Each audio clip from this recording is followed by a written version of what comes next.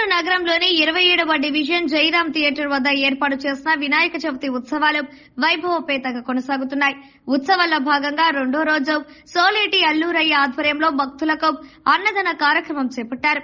ఈ అన్నదాన కార్యక్రమాన్ని ఒంగోలు శాసనసభ్యులు దామచల జనార్దన్ రావు ఆయన సతీమణి నాగ సత్యలతతో దంపతులు ముఖ్య అతిథులుగా పాల్గొని అన్నదానం చేశారు. ఈ సందర్భంగా గణనాథునికి ప్రత్యేక పూజలు నిర్వహించిన ఆయన ప్రజలందరికీ ఆయురారోగ్య అష్టైశ్వర్యాలతో విఘ్నేశ్వరుని అనుగ్రహంతో మంచి చేకూరాలని ప్రార్థించారు. ఈ కార్యక్రమంలో స్థానిక తెలుగుదేశం జనసేన పార్టీ నాయకులు కార్యకర్తలు పాల్గొన్నారు.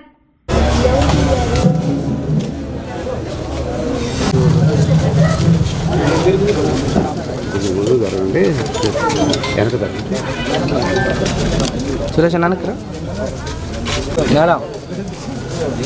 సార్